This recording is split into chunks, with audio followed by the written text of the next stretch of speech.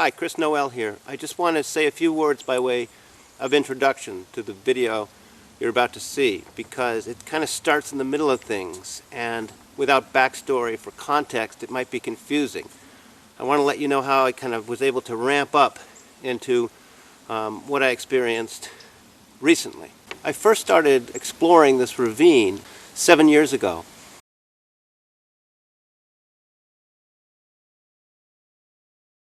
And I immediately discovered some very promising stick and tree structures.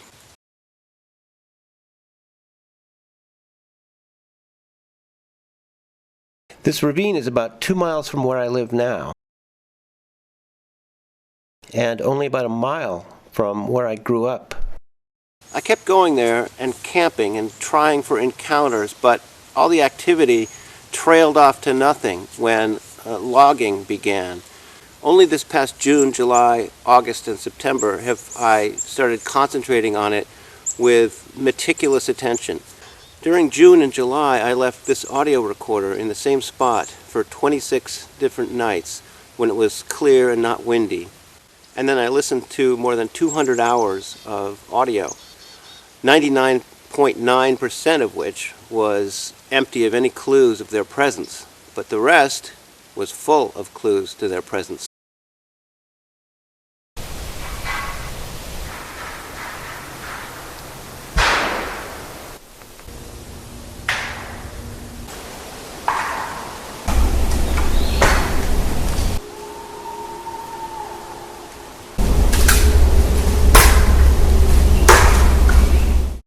So I then knew that they had come back. But it was only after I had gathered all of this audio information at the beginning of August that I started going in there in the mornings, and instead of just retrieving this recorder, making knocks. And I found out right away that they would respond to me.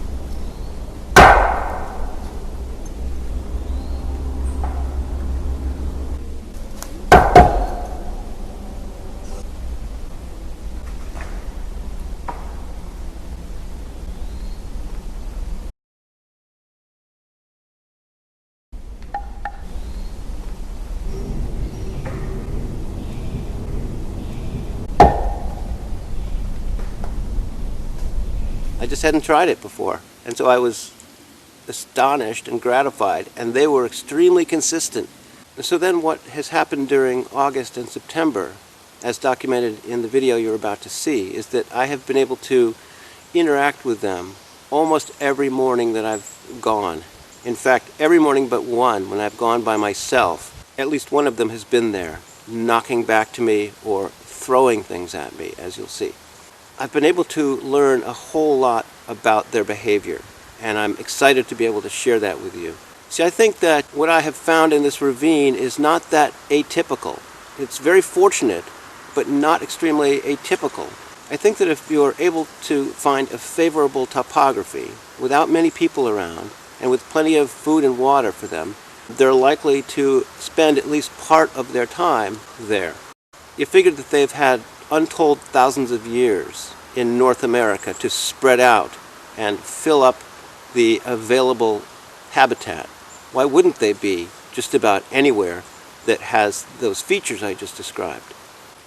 So I think it's not so much a question of space in terms of where they are, but of time, in terms of just putting in the hours and paying enough concerted attention to the given location, and eventually evidence of their presence will emerge in one form or another.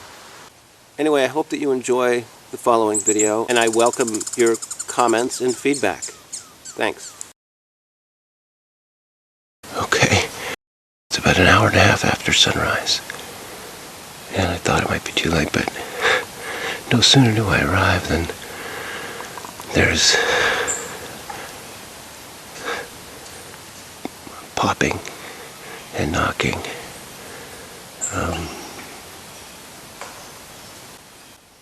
Man.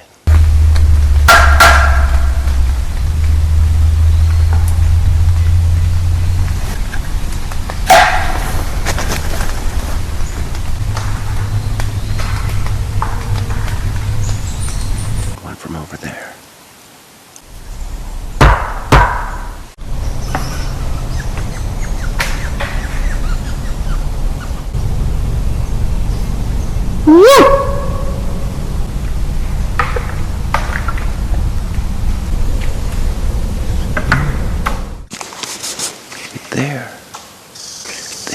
I could stand a chance of seeing something, but he's back there, behind the thicker growth.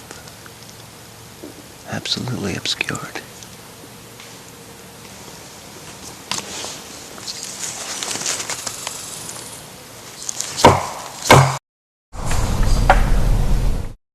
Immediate response. I've also put the recorder a whole lot closer to begin with. There he is, right on schedule. When you're going back and forth like this, it can start to feel like you're on the verge of some contact. Like you're bridging the great divide, But as enticing as it is, I think it's more like you're participating in some brand of timeless theater that only serves to accentuate the great divide rather than bridging it.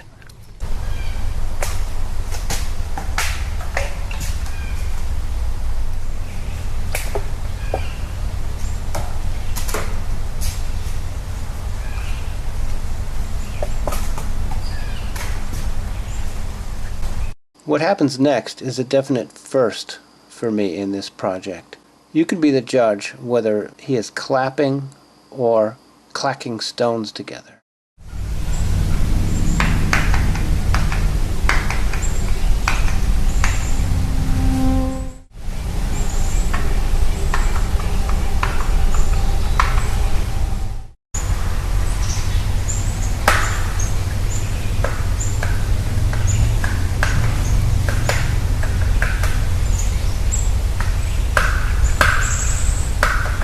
This kind of busts the myth that Sasquatch is a nocturnal creature, that as soon as the sun rises it flees back to its secret hideout, and that in order to have encounters with them one must go out in the middle of the night when it's scary and intense and remote. Well, here's one that simply hangs out in the morning, not 300 feet from a dirt road. It just knows from long experience that people don't come up here, and me coming in there, not posing a threat, it's comfortable to play out its routine, even if I'm eavesdropping on it. It just sits there chilling, tapping out its rhythms, its identity sounds, along with the birds, the bugs, the little chipmunks and squirrels, and even along with the traffic and the faraway human sounds. It's integrated with the world around it. The interesting question I have, though, is just how idiosyncratic is this individual, and how much can I extrapolate from what he does to the nature or the personality of the species? He seems to be on his own here with his drumming.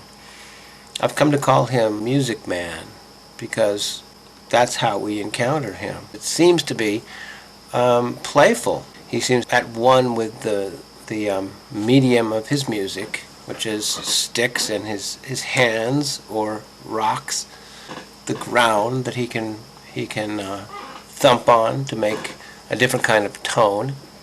I mean, I haven't heard any responses from elsewhere in the ravine to what he's sending out. I kind of want one of those rocks, if you could. Throw one near me.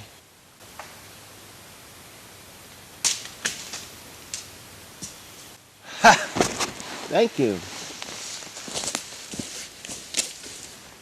Are you throwing pine cones?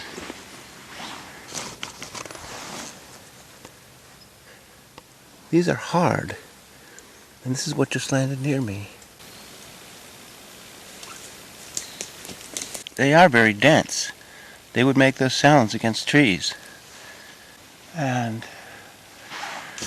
there are no pine trees right around me. Just deciduous trees. So he threw this for me. Amazing. Thank you, Music Man. Pine cones after all. How about that? How about some of your beautiful music now? There it is. Thank you.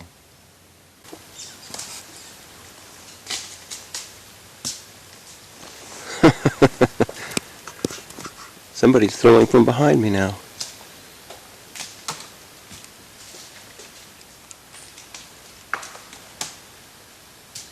Tons of them. Why are you throwing from behind me? This is my spot.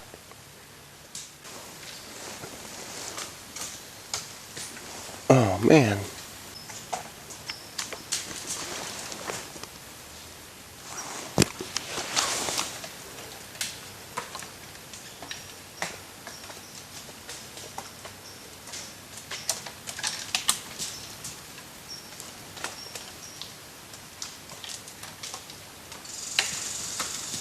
This is pretty weird. Okay, there's at least three. There's one knocking and making popping sounds over there.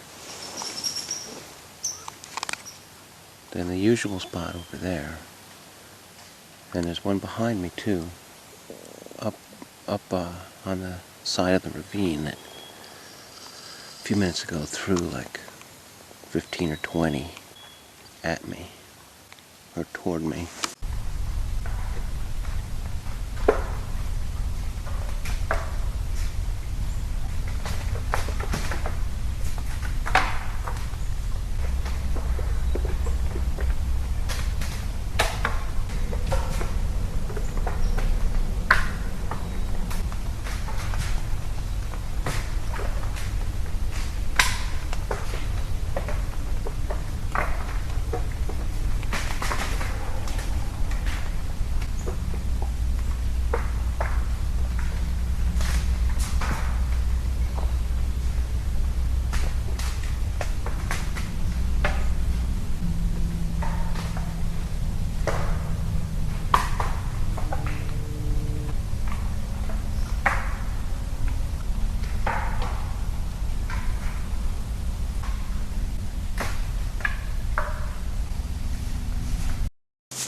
I've been here like clockwork every morning about at 7.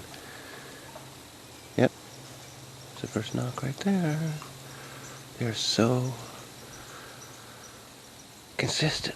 They have such a precision routine. Can you hear them?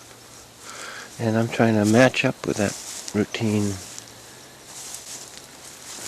for a Sasquatch researcher after many years of not having anything remotely like this.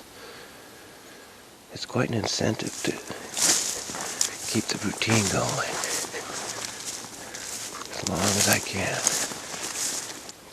The enthusiasm, or whatever you call it, is not dampened by my camera.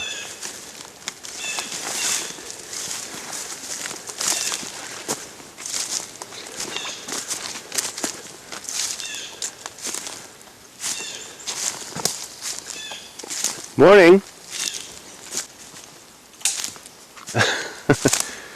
Yeah, there's my first gift. Let's see what it is.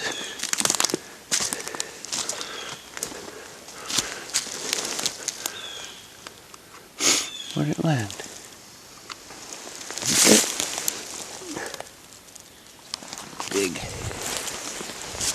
Big one. And they're sticky, so it makes you think eventually you're going to get some hair. I'd like to see some nice reddish brown coarse hair stuck to one of these one day. Yep, he's down there.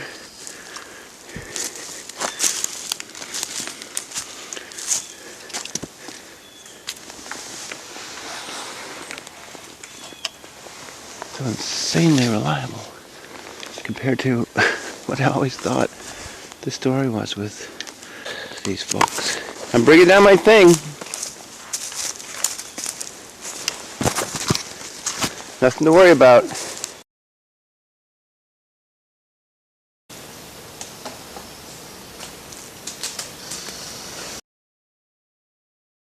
I'm not going to stay. I'm just going to put this down and go back up. Don't worry, just lay low. I'll be going back.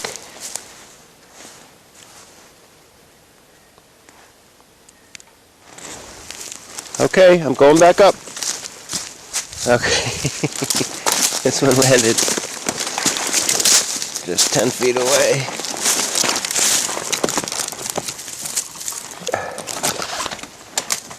Whoa! Good shot.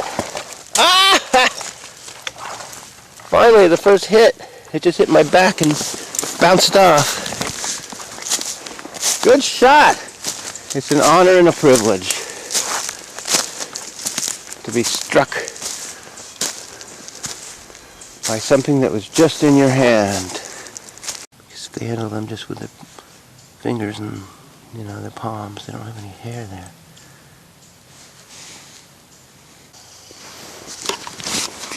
I think it's basically got to be 4. The one throwing from over there. I hear knocks from down there. The music man is over there in his accustomed spot. And then the occasional other country heard from up on the ridge. You see those leaves coming down? And that's commonly what happens when the pine cones come tearing through. They rip off the leaves and you can see them floating down.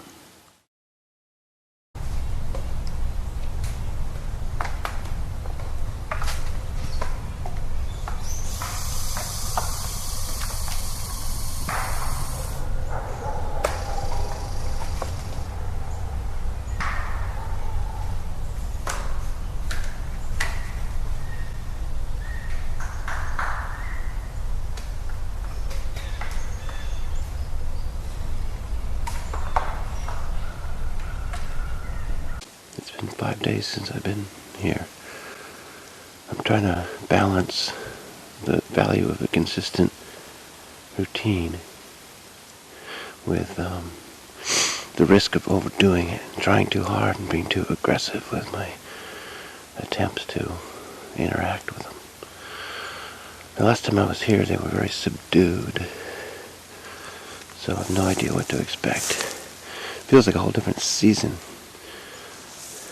Now it's about 33 degrees.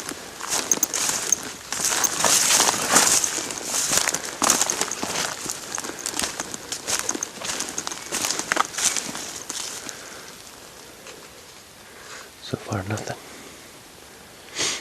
I don't know how cold it has to get before they move on. Wherever they go in the winter, if they do. He seemed to say the other day that they stay here in the winter, but you can't take that to the bank. It's an apparent affirmation.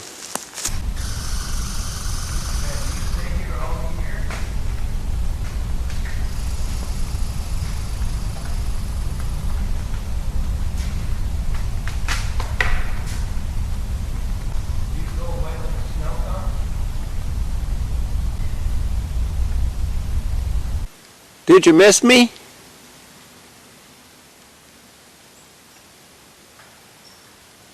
Ooh. Seems to be a yes.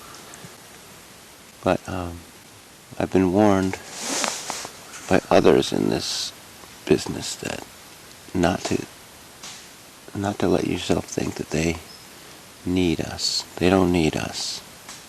They're just fine on their own.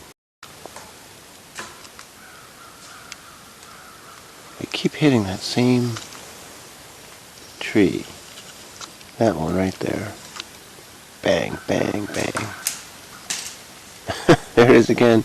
Yeah, see that leaf? Those leaves? Bam, bam, bam. Over and over and over.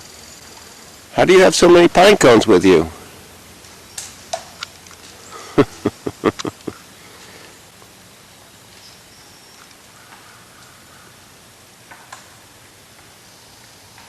Boy, they're not subdued this morning.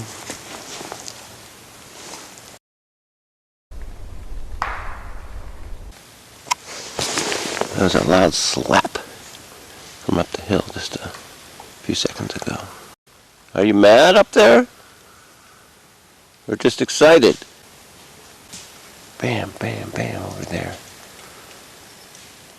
I know I'm sounding like a broken record, but so are they. Can you throw one closer to me? Try to hit me.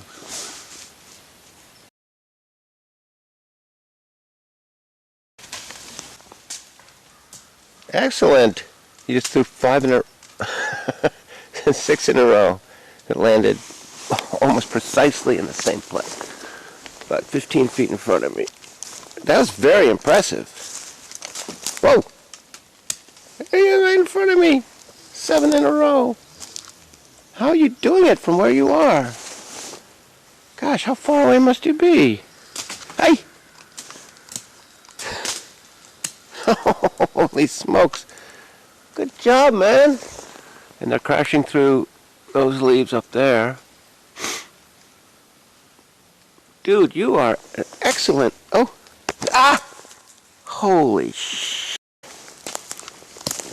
Well, you did it. I asked you to. This one just hit me on the head. Yikes. Oh my God, man. So sticky. Ah. All right. You proved your point. What an excellent throw you are. Oh my God. Hit me right. I guess I wouldn't be laughing if these were rocks. Hit me right there. Boom. No, right here. That's where it still hurts a little. Wow. Whew. That was an extremely... Oh, little tiny one.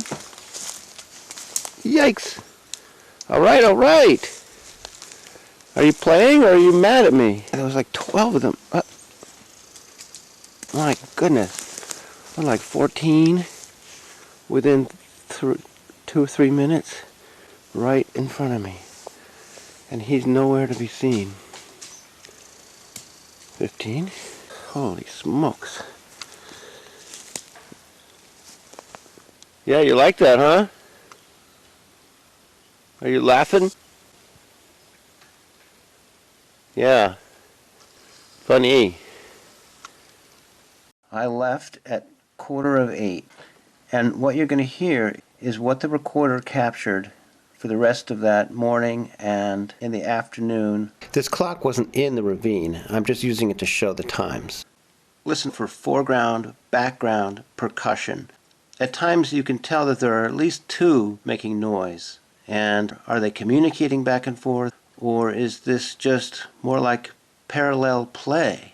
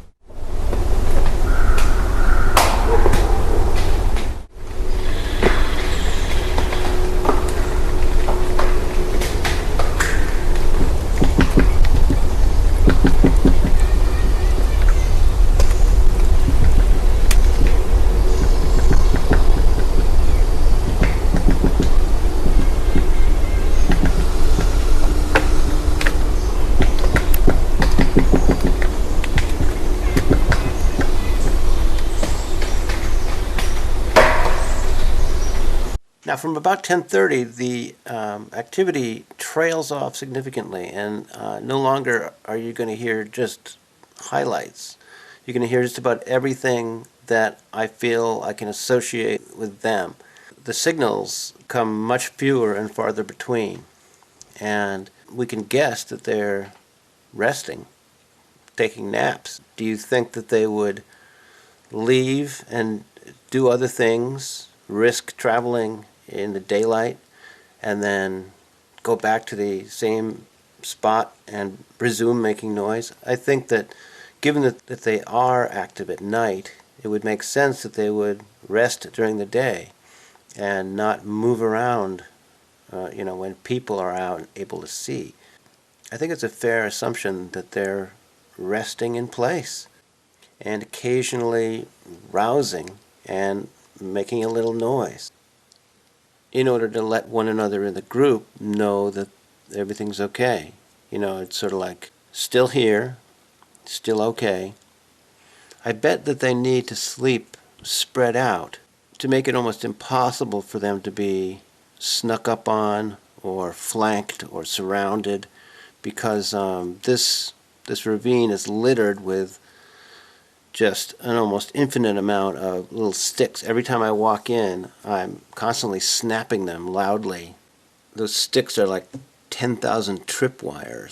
So I think that either all in the group would immediately know when a human was approaching, or at least one of them would and could easily signal the others. I think that's much safer than sleeping or resting or hanging out or communing or chatting, in a small knot somewhere. They're spread strategically. And when it comes to me being there, of course, I'm always surrounded. They have me right where they want me. If I were to make any move toward them, they could easily scatter. I have no strategic leverage.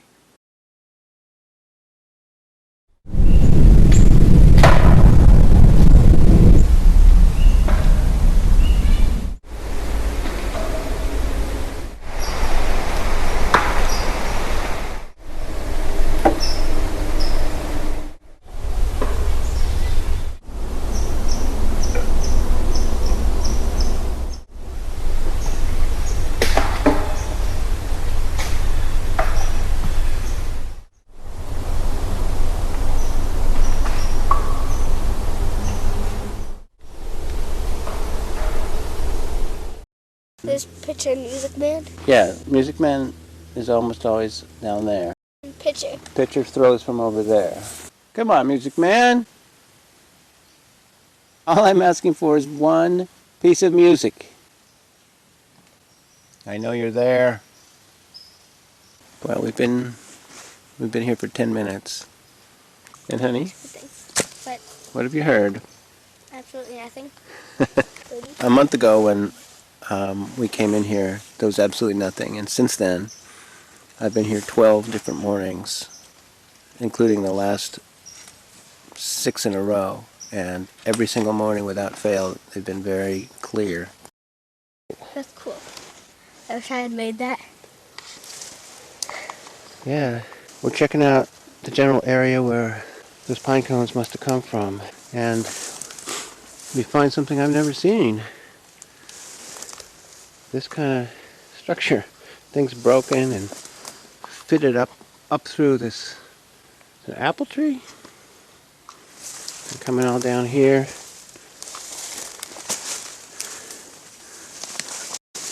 Nice, huh? Okay, they're coming in again. I just can't quite tell what direction they are. Oh!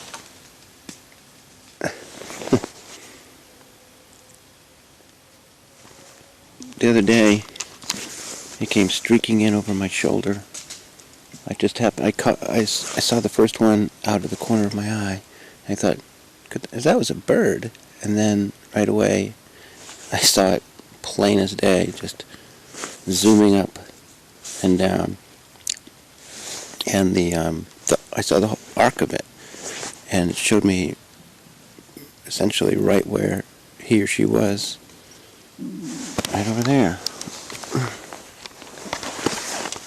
Over there somewhere, behind the trees that are in the sunlight. in the wintertime, I'm probably going to wish I'd just gone running over there. But in the moment, you just don't want to do that. I don't want to ruin 7 years of work here. And he's almost certainly a lot swifter than I am. So I may not get a good look or any look at all, and still sacrifice all this time that I've invested and goodwill. I thought if I ever saw one, it would be coming down from the sky, having been thrown from really far away. So this really shocked me how tight the arc was. You're showing me how close I call him pitcher. Showing me how close pitcher really was, but still not visible. Good throw, pitcher. You've got me trained.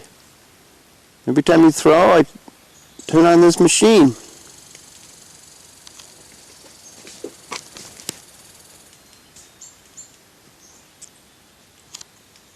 Come on. Let's see it. I'm not trying to film you, just your pine cone. Same difference. Can you hit me?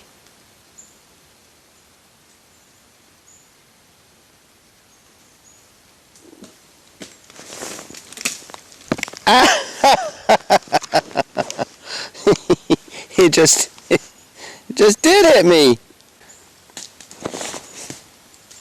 Boy, this is fun. Ah! Let's see now. Let's see if I can get this. I propped the camera on the ground so that it's looking above and behind me.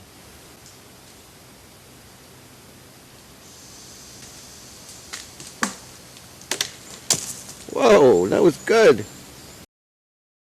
Notice here that the only thing beyond my tree is this tall deciduous tree, and beyond that, just the sky. I have to look at this footage many, many times.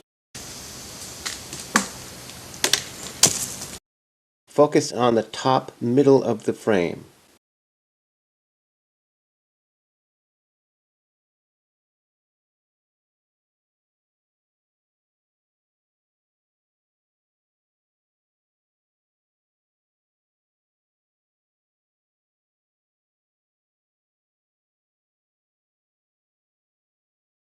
I remember from high school physics class that on a trajectory, the angle of ascent matches the angle of descent. From what we can see in the footage, the angle is quite steep, which means that he or she can't have been that far away. Otherwise, the trajectory would be much flatter. I'd estimate 75 to 125 feet, which fits with what I saw. 2 pine cones shooting up from behind a screen of trees that was just in that distance range.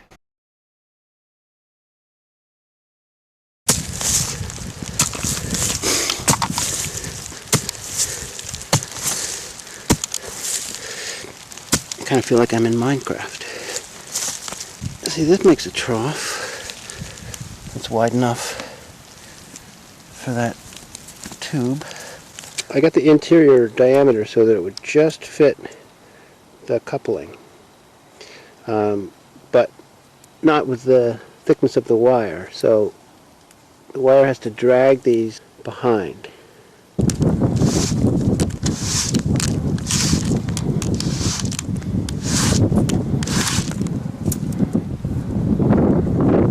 There.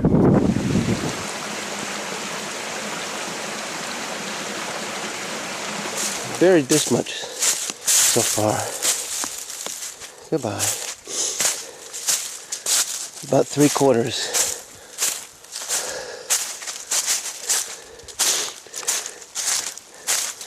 And I've tried to disguise the indications of digging. I don't even remember where it went, but finally comes out.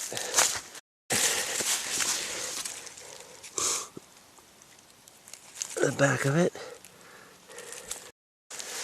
Because my guess is that he and sometimes they hang out down there, because that's invisible from where I used to sit on the other side of all these trees. There I could see. I could stand a chance of seeing something, but he's back there, behind the thicker growth. Absolutely obscured.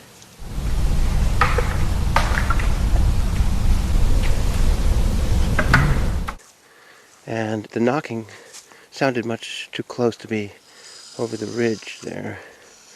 So I'm just guessing that this is as good a place to aim the camera as any.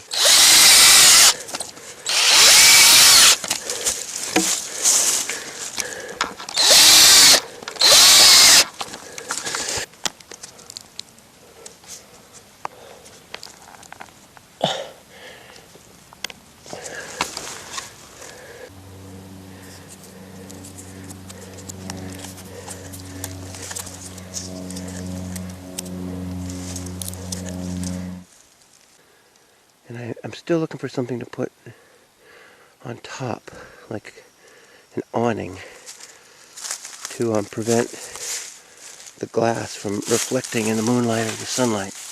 I was thinking of this, but it seemed like it might attract too much attention. You know, so it's a tough call. I always cross the field here and come in and sit right here. That's what I did last year. And here's this tripod that is at the mouth of the buried portion of the cable, and that cable goes around here. You can even see where the trees are much thicker here than they are over here, for instance. So somewhere back here on the other side of this impenetrable wall of trees is where the drumming was coming from, as best I can tell. And I was unable to see through this. So we're running the cable around back, doing an end run around to try to get a glimpse of what's going on back here.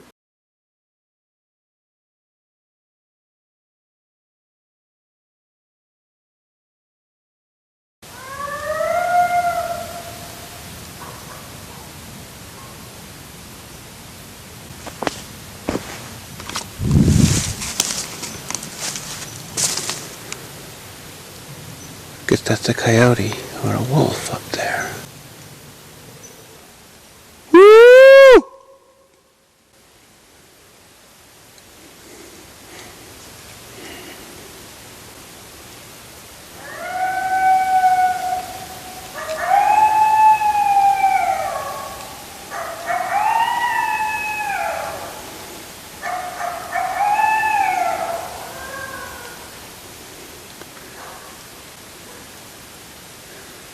Sheesh. At this point, the coyote appeared right in front of me. There he is.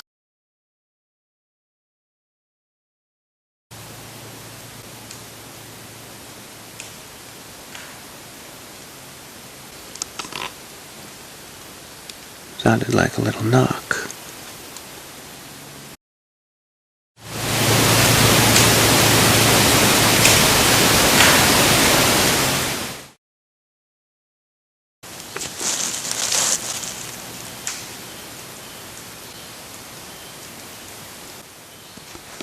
Hear that? Sounded like a branch break. I waited a long time, but I didn't hear anything else from up there. A sharp-eyed friend later noticed something that I hadn't seen in reviewing the video footage, much less in person. A dark head right down here.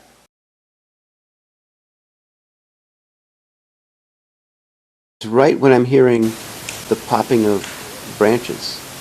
that he pops his head up, which really does make me think that he wasn't the one making the sounds, because that would have attracted attention directly to him.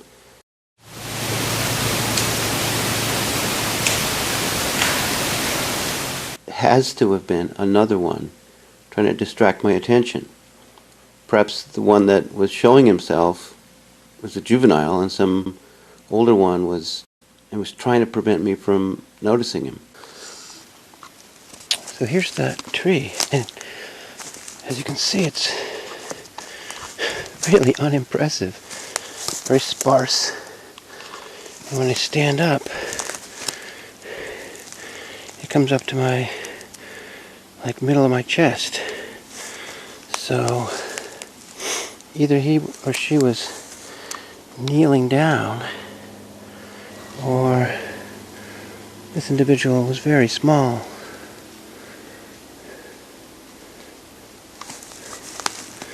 Peeking at me.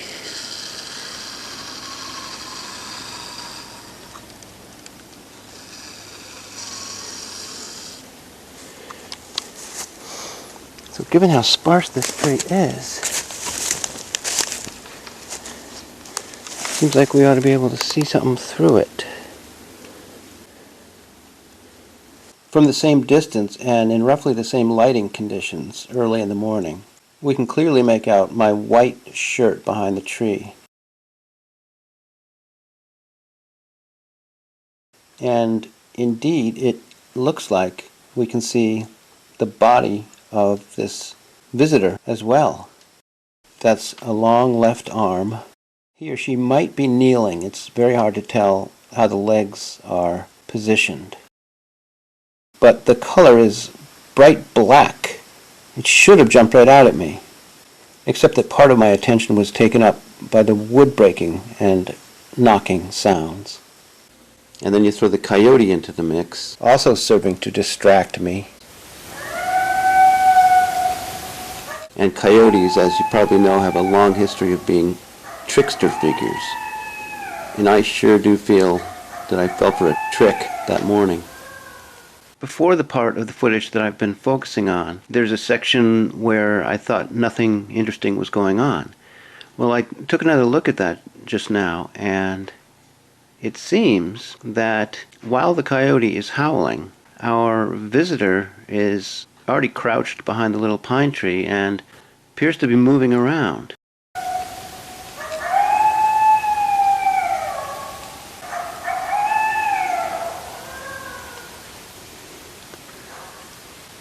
And this is all before he decides to make his bold move.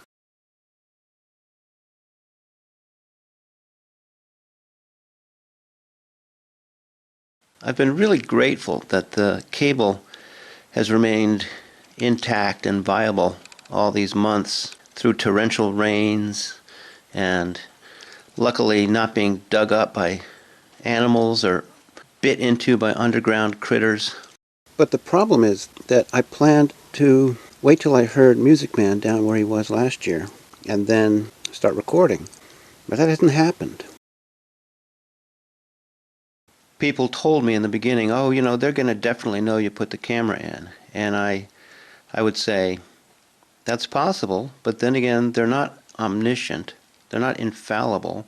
Patty wasn't aware, apparently, that humans and a camera were right around the corner.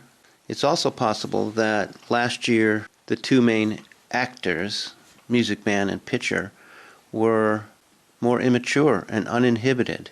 And it may be that these creatures mature a lot more quickly than human children. But then, who is this? Is this Music Man? Why present himself to me like this, hiding in plain sight? For what it's worth, he is standing on the opposite bank of the ravine from where the camera is pointed. When I would sometimes leave the laptop behind and let it record just for the heck of it, the video file would reveal nothing except the beautiful rotation of the Earth. This experiment really just is not working. So much as it pains me, considering all the work an investment of time and resources, I have to make the tough decision. I'm just going to come and take away my machine, give you back your place. You win. I was wrong. It's going to be October next week, and temperatures are already falling pretty precipitously. It'll be snowing soon. And so if I hope to leave any time in the season to determine what difference it might make without the hidden camera, to see if that has been at the root of the radical diminishment of activity, it's now or never.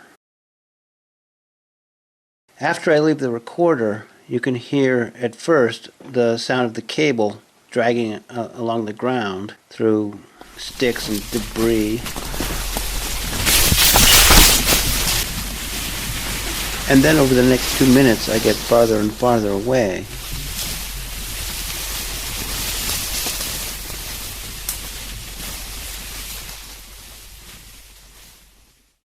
I've played this out every which way, trying to discount or have a reason to doubt what seems to have happened on the tape.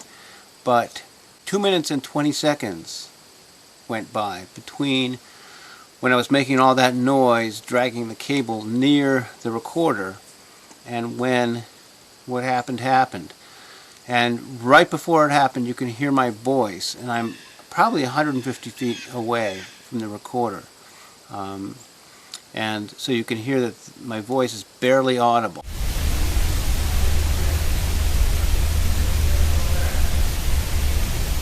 And it's just a few seconds after I say, I think I said goodbye to him again. Goodbye, and I'm giving you back your place. Then I went out past the edge of the woods, dragging the cable back across the field. I didn't make any knocks. I was too busy dragging that thing. And you can hear my voice, and then from quite near the recorder. First this one, and then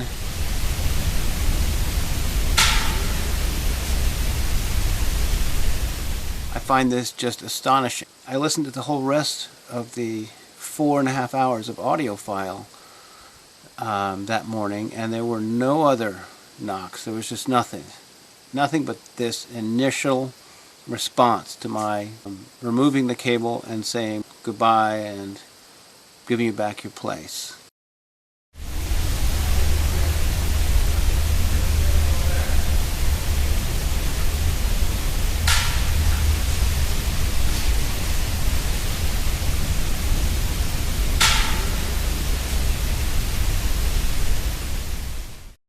I just got back from the ravine, and I'm busting, Jerry!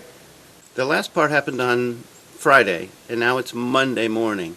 And I've been racking my brains over the weekend to try to figure out what happened on Friday and if I could have gotten it wrong, and not believing that the response could have been as immediate and clear-cut as it seemed to be. It just seemed way too good to be true. I just went in there, and sure enough, I got all the affirmation that I could ever have hoped for. And I've instantly grown in understanding. And I'm so grateful for that.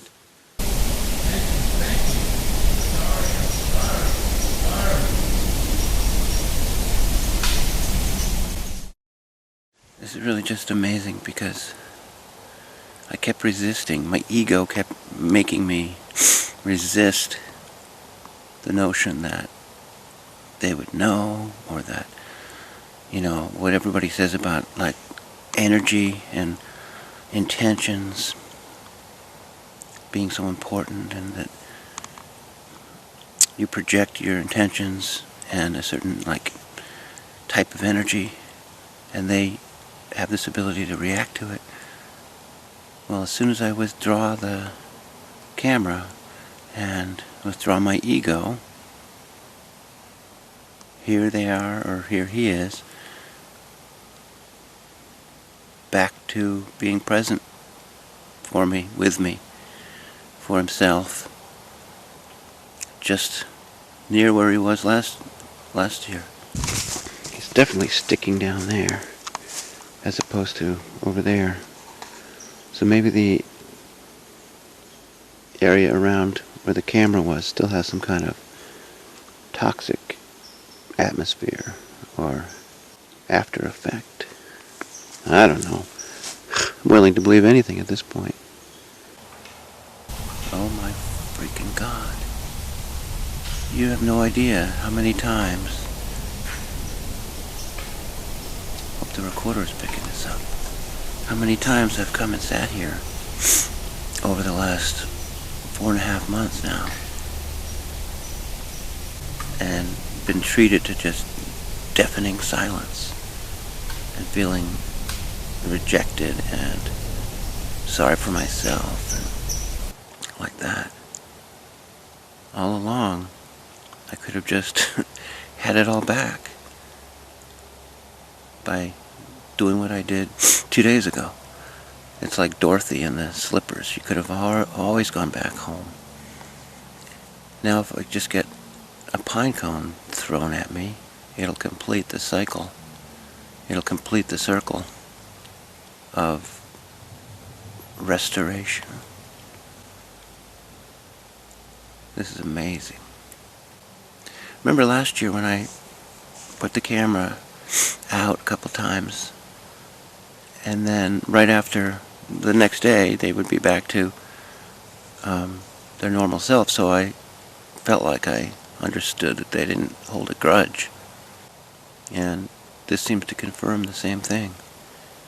It's really crazy being able to know exactly where a Sasquatch is, but not be able to see him.